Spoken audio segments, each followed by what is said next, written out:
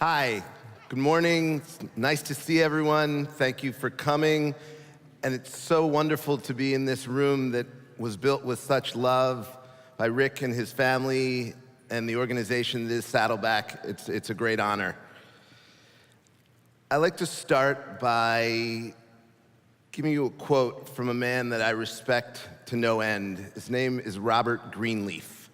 And Robert Greenleaf is the father of servant leadership. He created the Servant Leadership Institute and devoted his life to servant leadership. And he says this: "Not much happens without a dream. And for something great to happen, there must be a great dream. Behind every great achievement is a dreamer of great dreams. Much more than a dreamer is required to bring it to reality, but the dream must be there first." I'm going to talk a little today about transformation. That's the theme of the day. Transformation is a marked change, as in appearance or character, usually for the better. Let me tell you that the newspaper industry is in need of a transformation. When my partner Aaron Kushner and I started looking at the business, we started getting a lot of questions from folks, and they said, "You guys seem like a couple of smart guys. What the heck are you doing in the newspaper business?" And the answer is this: when we looked at this business, we saw an industry whose leadership had basically given up and started to blame the circumstances. It was the internet. It was the 24-hour news cycle. It was the soundbite-driven culture we live in. Nothing to do but manage inevitable declines. When we looked at it, we saw something very different.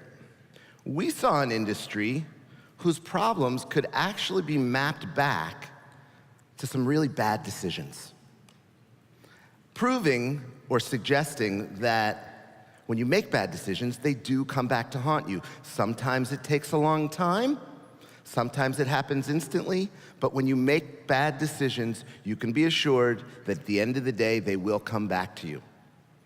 The two bad decisions that I point to in the newspaper industry are, first and foremost, the decision that the industry made 18 years ago when, as an industry, they said, it's okay to take our core product, which is the news, and deliver it for free if you're willing to take it in what today is an inferior media format, dial-up internet.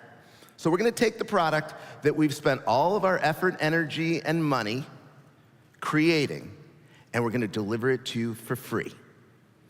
Now, what they thought was that they were gonna make the money back from digital advertising. Lo and behold, 18 years later, digital advertising hasn't panned out quite the way everyone expected. It's not quite the same value as print advertising or television advertising or radio advertising. They were wrong. But they weren't the only ones who were wrong, so I don't blame them greatly for that. What I do blame them for, however, is missing the fact that there's a much more insidious problem that comes from pricing your core product at free. And that product is, you are training your customers to believe that your product has no value. Because we in America, probably other places around the world, we understand what free means. We have a very evolved consumer culture. We all walk into stores every day, we evaluate product costs, and we decide what we want to buy. And when someone prices something at free, a bell goes off in our head. We think, they're either trying to trick me or that thing's worthless. This industry has spent 18 years training an entire generation of people to believe that if you find something online and it's content, it must be free. Go talk to a 23-year-old, 25-year-old, 28-year-old, and ask him what he pays for online. They'll tell you nothing. They've been trained. It's not their fault. That's where they are. I like to point to McDonald's. McDonald's does a great job. You walk in the store, they'll give you ketchup, they'll give you napkins, They'll give you Wi-Fi in the stores and beautiful television with cable TV on it, but they'll never give you a cheeseburger. The second hole in the boat, I like to call it, right? Can't make your boat move forward if it has two major holes in it. It's gonna sink. So first you have to shore up the holes, then you can make the boat move forward. Second hole in the boat is the industry's dedication and devotion to finding new digital revenue streams. If you walked into the CEO's office at any major newspaper company in America and asked him or her what the core strategic initiatives for the business are for 2014, you know what each of them will say? Number one, find new digital revenue streams. And number two, make my business less reliant on print. Can I tell you that they are wrong? You know how I know that? Because they've been doing it for 18 years. And do you know that the combined revenue contribution from all of the digital revenue streams in the newspaper industry is 10% of the revenue of the industry? So 18 years of massive overinvestment. 50% of the resources, listen to them talk about it. It's all they talk about is digital, digital, digital. And after 18 years, 10% of the revenue comes from digital. So I ask you two questions. Number one, should you be focusing your attention on 10% of your revenue or 90% of your revenue? Second question, and this is a more interesting question I find, because I really don't have an answer to this one. Why don't you read the data? When you make an experiment, you have a hypothesis, you test the hypothesis. The hypothesis is people are reading less in print and more online. Let's turn our attention to the online component of our business. Let's overinvest in it because we need to think about the future. That's our hypothesis. Test the hypothesis. We're gonna overinvest for a few years, see what happens, but for God's sakes, read the data. When it comes back and shows you that it's not working or not working well enough, it's time to try something else. So that's why we got in the business, but that's not a business model per se. The business model actually follows the industry. So let's look at this industry for the last 75 years. This is an industry that for 75 years ago became a monopoly. If you wanted news and you're living in the 40s or 50s or 60s in the United States, the only way to get consistent, in-depth news was by subscribing to a newspaper. It's called a monopoly. What are you supposed to do if you are a monopoly producer? You are supposed to ignore your core customer, who in this case is the subscriber, and focus on your high-value customer. Now, why do you do that? Because your core customer can't go anywhere. It's a monopoly. Your high-value customer is providing 90% margins, right? You sell them an ad, and 90 cents out of every dollar goes right to the bottom line. So focus on your secondary customer, your high-value customer, and you'll make a lot of money. And the newspaper industry for a long time was driving 30% net returns. It was a cash cow business. You look back into the 50s, 60s, you find that some of the wealthiest families in the United States were the newspaper owner families because they were living in a monopoly world. But guess what happened? Right about 1996, two major events occurred. Number one, the popularization of the internet. Netscape went public. New world, new platform for distributing news information. Second thing that happened that people don't necessarily think back to, 1996 was the birth date for two cable networks, MSNBC and Fox News. They would join CNN, and now, if you like news, you have a nearly infinite opportunity to get as much news as you want on television, on the internet, and on Twitter and Facebook and wherever you want to get it today. It's not a monopoly business. If you figured that out as an economist, what would you do? You would turn your attention back to your core customer, because now your core customer can go somewhere, and you need to go get him and protect him with your life. So that's our core insight. Our core insight in joining this business is that the newspaper industry is not an advertising-first, subscriber-second business. It is a subscriber-first, advertiser-second business. So we wake up every day trying to figure out a way to deliver more and more and more value to our subscribers. Understanding that when we have more subscribers, they're more engaged, guess who's gonna knock on our door? The advertiser. Advertisers chase subscribers, not vice versa. It's a virtuous cycle. So we turn the cycle of destruction into a cycle of growth. So how did we do that? Well, before we get into that, let's look at other parts of the media industry and see if anyone else is doing it. It turns out that there are many examples in media of subscriber models. Think about HBO. HBO gets no money from advertisers. 100% of their revenue is from subscribers. ESPN drives 70% of their revenue from subscriber fees, only 30% from advertising. Two of the most successful media companies in the world. Michael Bloomberg became one of the wealthiest men in the world, not by selling ads, but by selling a box on your desk and a content stream to that box, right? SiriusXM, the cable companies, they're all subscriber models. Subscriber businesses work, and subscriber businesses have modelable, stable, you can model the value of a customer so you know how much to spend to get him.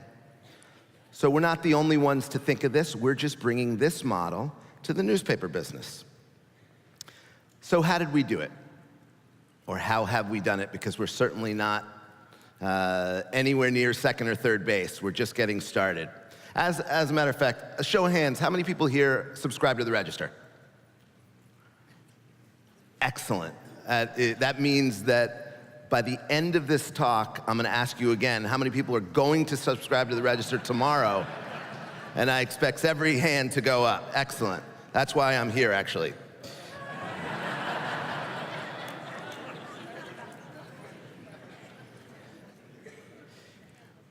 We undertook a methodical process to aim at the subscriber. And let me tell you a little bit about what I mean by aim at the subscriber. When you're in the subscriber business, that means you're in the content business. It means you're in the quality business, and it means you're in the product business. I'll tell you a little story about one of our executives who came up to me a few months ago and he said, you know, it's really refreshing. I spent 20 years in the newspaper business, and for the first 17, I was a worker bee. The last 3 years, I made it to the executive team, and I was really excited. I would go to my weekly executive team meetings, and can I tell you that we spent the entire meeting focusing on 3 topics, and 3 topics exclusively. We talked about finding new digital revenue streams, we talked about cost cutting, and we talked about selling advertising. Can I tell you that we never, in 3 years, talked about the product? I'm gonna say that again. In 3 years, they never talked about the product. This is a newspaper business. The CEO of these companies don't even know they are in the product business. They think they're in the advertising business. We wake up every day trying to figure out a way to deliver $10 to $20 worth of value in every newspaper, knowing that we're asking you to pay $1. We believe that if we can over-deliver value against cost, everyone will buy it. And we've undertaken a 4-point plan to do that. So what's the first thing we did? We massively invested in content. We hired 400 people in the last 18 months in Santa Ana, California. Half of them are in the newsroom. So we doubled the size of our newsroom. We took the paper and doubled the size of the newspaper. It's now twice as big as it used to be. We created 25 new sections of the paper. We now have sections on food and fashion and faith and values. We have cars section we call wheels. We have a celebration section. We have a pet section. We have a go and do section, a show section, a TV section.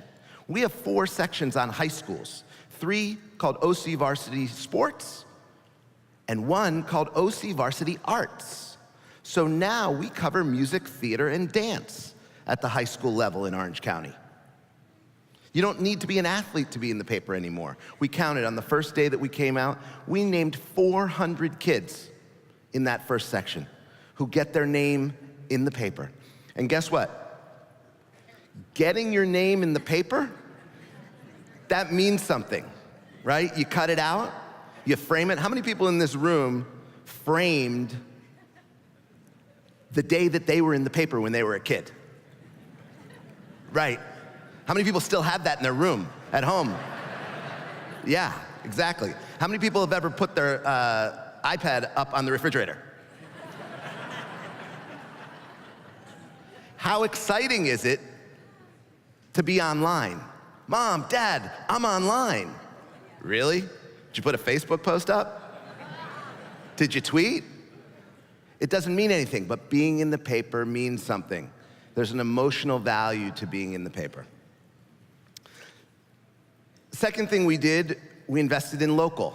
We took all of our 23 local community papers, whether you live in Newport Beach, Costa Mesa, whether you live in Lake Forest, whether you live in Aliso Viejo, you have a weekly community paper. We took those papers, transformed them from tabloids to broadsheet, so we doubled the size, we added color, and we put a team in each market. And I'm not ready to say that the Register is the best newspaper in the country yet. Talk to me in a year or two. But I am ready to say that our community papers are the best community papers around. And I know that because we're the only ones investing in them. We're the only ones paying attention to them.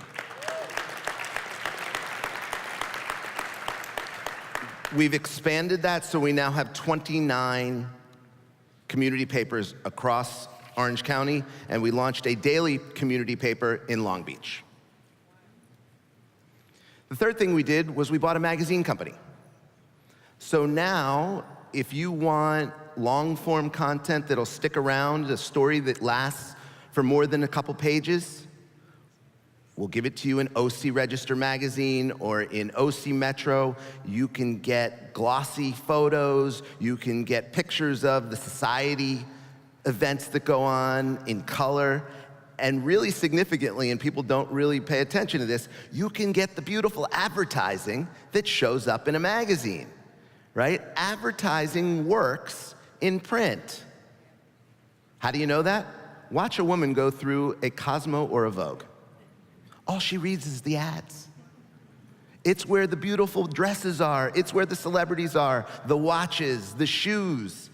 It's in the advertising. Advertising is actually content in print.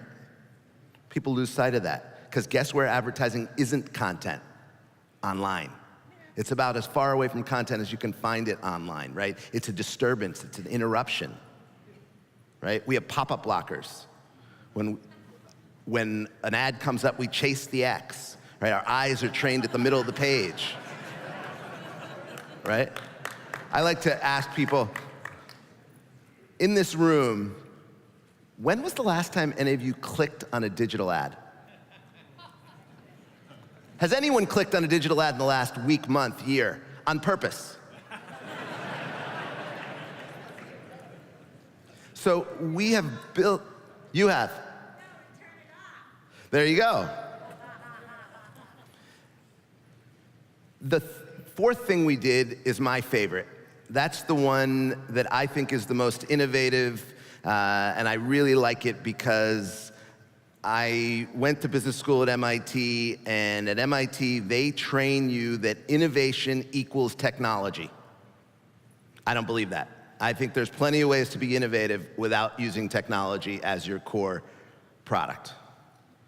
We created a rewards program called Register Connect.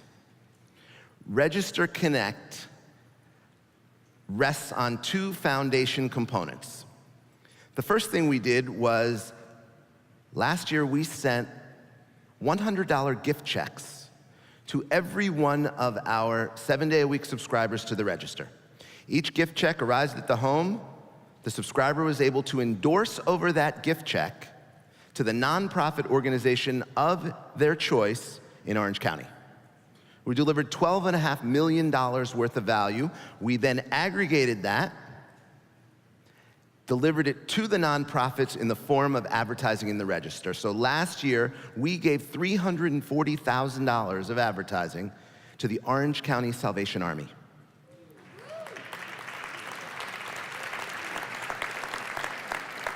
Because that's what the subscribers chose. The Second Harvest Food Bank got $80,000. The Catholic Church got $100,000. The Wounded Warrior Project got $320,000. They're advertising all over. They get to tell their stories. They get to announce their events, promote their people on our pages to the community because the community gave to them. Second foundation component is the one that we extended. We did a deal with the Angels where, as a subscriber to the register, you can go to any Angels game you want on us. We got access to all of their unused ticket inventory. And we said, we will take that and we will fill your stadium with our subscribers, understanding that they won't find out that they got their tickets until 72 hours before the game starts. So that's why the Angels like it. They're not eroding their ticket base, but if you don't mind not knowing whether you're going to the game, we'll give you the tickets and you can use them once a week, every week for the season. How's that for your $30 a month subscription? Right? We've extended that program. It now includes Knott's Berry Farms. It includes tickets to the aquarium in Long Beach. It includes tickets to Del Mar Racetrack. You can go to the Laugh Factory. You can get a plant of the month. You can go to Boomers and play miniature golf. Our transformation from a newspaper business to a subscriber business to a community asset, we believe that newspapers are here and exist to build their communities. That's the transformation. It's not coming from a news organization to a digital organization. It's understanding what newspapers are. They are institutions of their communities. I've come to say, we are by far not the biggest company in Orange County. Many, many larger companies than we are. But if you take away the government, and if you take away the utilities, we have more customers in Orange County than anyone else. We have a scale business in Orange County, and it is incumbent upon us to use that scale to build that community. And that's what we're here for. Our tagline is, we are here in the service of Orange County. Because we believe, as I mentioned, servant leadership, my friend Robert Greenleaf, he's not really my friend because he's not around anymore, but we believe that our mission is to serve the community and be that institution that binds the community. But there's responsibility on your end as well. This only works if you guys feel that being a subscriber to the register is an act of citizenship in Orange County. So I'm not ready to do it yet, but I will get a show of hands of all the people who are going to subscribe tomorrow. I'd like to close with a quote, and this is really to get you guys off the dime. It's from Julius Caesar. There's a tide in the affairs of men which, taken at the flood, leads on to fortune. Omitted, all the voyage of their life is bound in shallows and in miseries.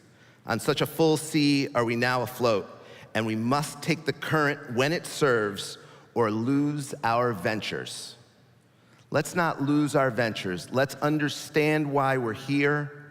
Let's understand our mission, and let's help transform our community, Orange County, into one where we communicate with one another, and let's use the register as a marketplace for those ideas. Thank you.